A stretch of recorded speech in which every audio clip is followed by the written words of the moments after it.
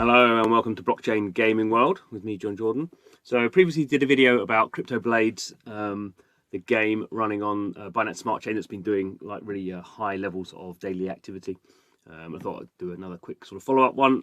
This is a few days later, and it sort of, I guess, shows what I said at the time was sort of the problem with these games that are sort of actually more like token distributions. I'll explain that a little bit. So CryptoBlades is basically sort of one of these games where you buy NFTs, or you actually have to buy NFTs to interact with the game. It's like a fantasy kind of combat game, so you buy these characters, and you have to also buy a weapon for them. So I've got 2 characters and 2 swords. These I had to just buy. It has its own currency called Skill, which is obviously a token on the a cryptocurrency on the Binance Smart Chain blockchain. So you have to get some skill to buy these characters, and then you can buy kind of swords as well. Then you go into combat and you basically choose a weapon, and then you basically have an option of 4 characters to fight, and you basically, it's a probability system. You have you're very likely to win or unlikely to win, and if you do win, you get some of this XP, and XP allows you to level up your characters, which allows them to become more powerful. That's the basic kind of mechanic. And obviously what you're doing here is you are also winning the skill token that underpins this game. So you sort of the play to earn mechanic here is your so every time you win, you're earning some skill. But every time you're doing anything, you're also paying some BNB token, which is the sort of underlying native token of the Binance Smart Chain, as gas fee. So there's always this sort of kind of situation going on in terms of the basic kind of economics is how much skill are you winning and what's the value of that, and how much BNB are you paying for gas fees as well. And obviously there is a sort of a marketplace where you can kind of potentially sell your NFTs off again. I'm not quite sure how much liquidity there is there. I'm not quite sure how much selling there is, I would imagine.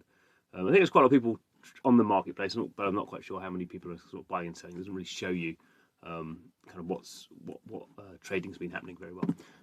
But what's interesting here is we can kind of see, we'll go and have a look at the token price, because that's sort of the most interesting thing. But they do have this nice little thing here, which took me a bit of time to understand, an earnings calculator. So this is sort of very clear sort of play to earn sort of mechanic here.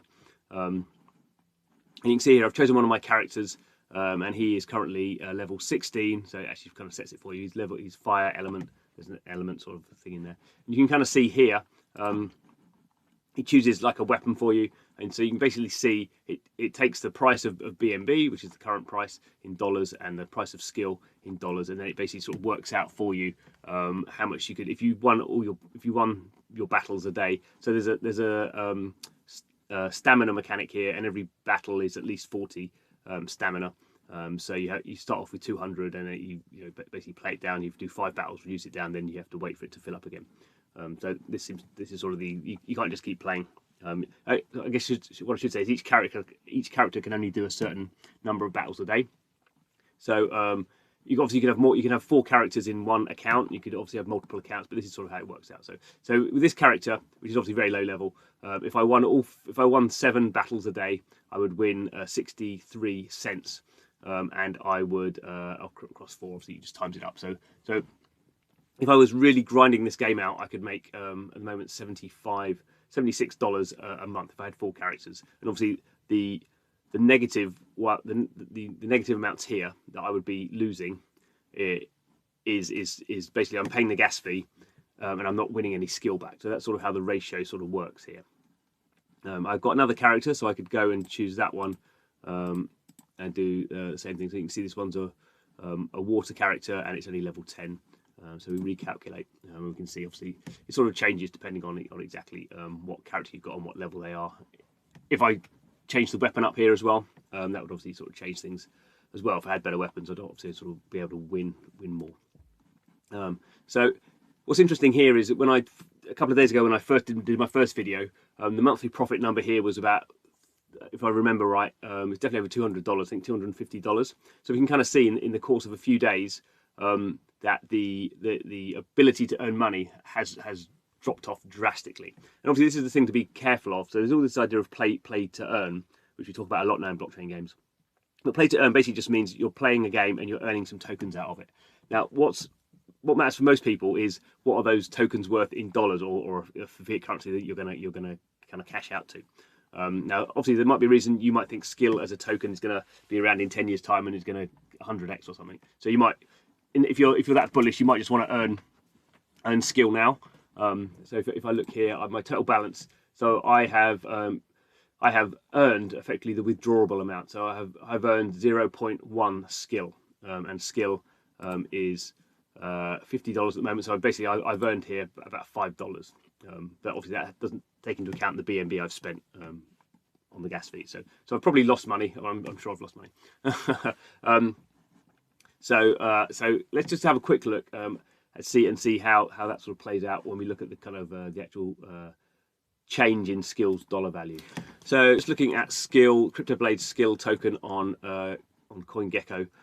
And we can see here, this is the yearly total. So if you'd been, I'm not even sure when this game went live. I don't think it went live. It's been live for a long time. We can see here, there's been a massive kind of increase in people buying skill token. It got up to $140, over $140 a couple of weeks ago. That's even a week ago, isn't it? When a lot of people started playing it and there's a lot of velocity around it, and people sort of stopped buying this in as a speculative asset, thinking this game is going to be the next. I guess everyone thinks the next game is the next Axie Infinity, and then clearly what we see here over the last week, I guess is a sort of total collapse. Not total collapse, but we're down 75% from the peak, and that's in dollar terms. We should just double check so we can go here and we can actually get this in Binance BNB. So now the skill value is given in BNB rather than dollars.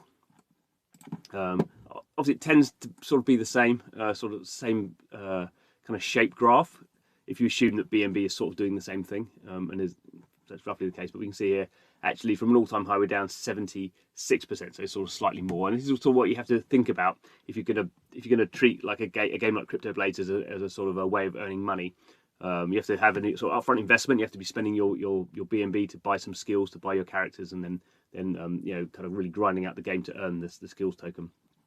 But what the ratio is really what are you spending? So you're buying characters in the skill token. That's sort of fine because you're earning the skill token, but you're paying gas fees in the BNB token. So if the BNB token is either going up and the skill token going down, or the skill token is going down in relation to BNB, then your ability to earn money is going down, because one of your fixed costs effectively is BNB token, which is the gas fee. And obviously, generally what happens in these sort of games that blow up very quickly is there is a speculative element to or it's mainly driven by a speculative element. So if I was playing that game, a couple of weeks ago, I would probably be earning, $10-20 a day, I guess, if I had almost all my characters sort of burning through it. And obviously, as this thing starts to go down, then people start cashing out their NFTs and cashing out skills, and then you just sort of have this, a sort of inevitable sort of collapse. Now, it's still the case that a sort of $50 or whatever it is, the skill token is still higher than it was, mid-July. So there is still that. Generally, when things go up, they never go as low as they sort of were back down here. There is some sort of residual. But obviously, for anyone getting involved in the project in this phase, in this down phase, it's obviously they're going to lose money. So that's the thing to be careful about. So every blockchain game has play to earn, but you have to really kind of think a bit more carefully and look at what are you actually earning, and what are the costs you're having. Of course, it could be maybe some people just really love CryptoBlades and they're really into the community, and they just they don't care. It's not about games are not about earning money. Even blockchain games, they can be about having fun. My sort of view would be that CryptoBlades is not quite deep enough a game. It's sort of a random dice roll game.